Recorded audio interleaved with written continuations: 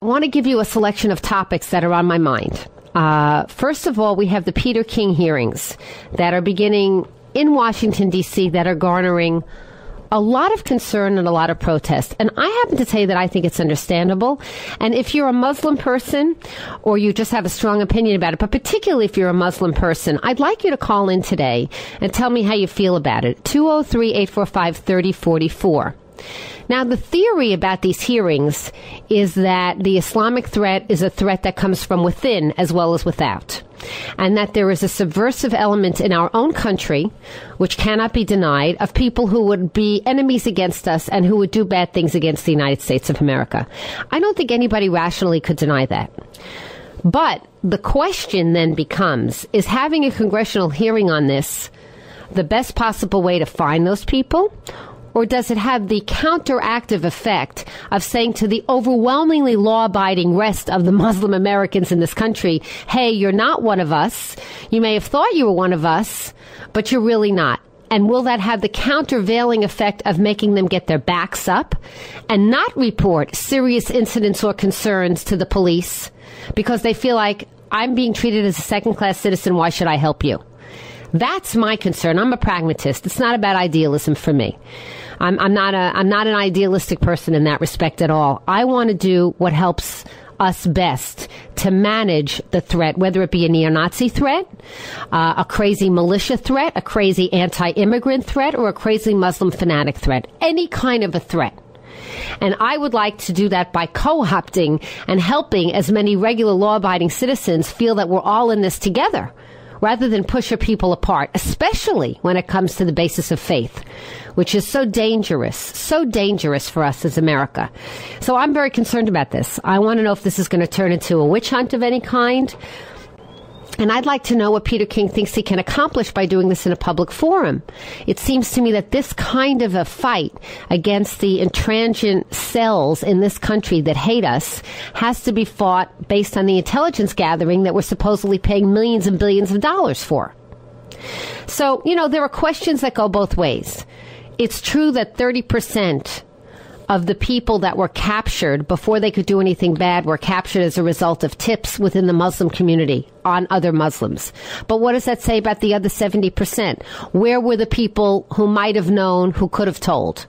I understand the problem, but I don't think that this problem is necessarily bigger than neo-Nazism or other kinds of fringe groups.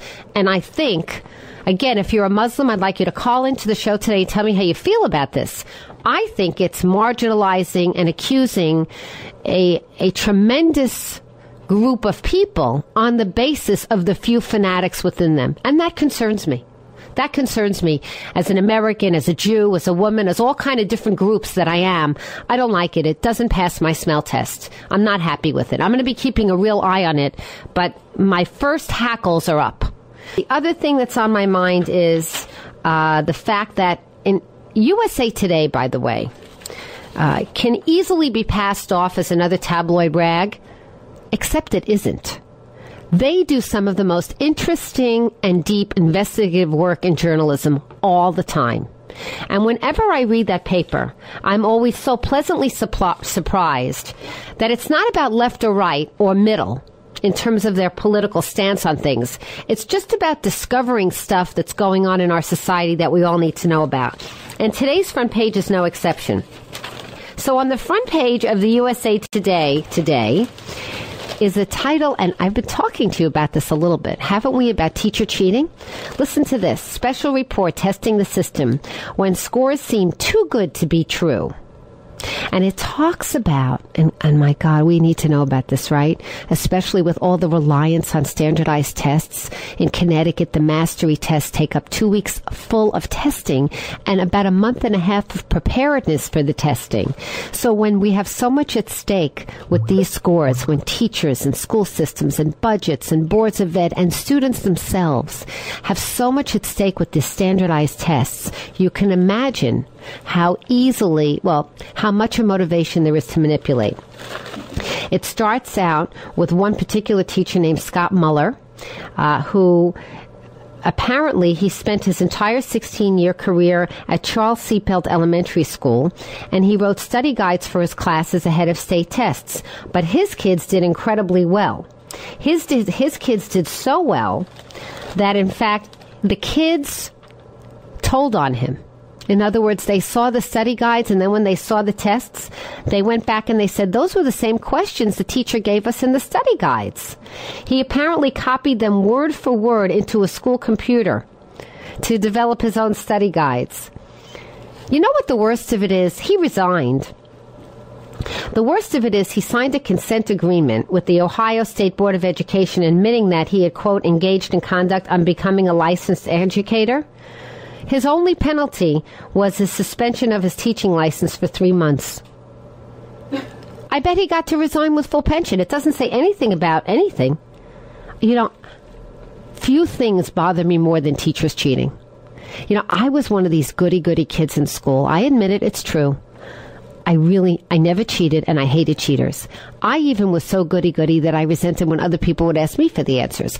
I was the kind of obnoxious, snotty kid who said, excuse me, I studied for this exam. Why should I give you my answer? I'm sure many people hated me for this. But when I see, it's true, but when I see these teachers cheat, it really drives me crazy. And what USA Today did, they investigated thousands. Look at this. They investigated the standardized tests of millions of students in 6 states and the District of Columbia. The newspaper identified 1,610 examples of anomalies in which public school classes, for example, a school's entire 5th grade, boasted what analysts regard as statistically rare suspect gains on state tests. These anomalies occurred in Washington, D.C., Arizona, California, Colorado, Florida, Michigan, Ohio, each of the states in which USA Today actually did this probing research. And for each state, the newspaper obtained 3 to 8 years' worth of scores.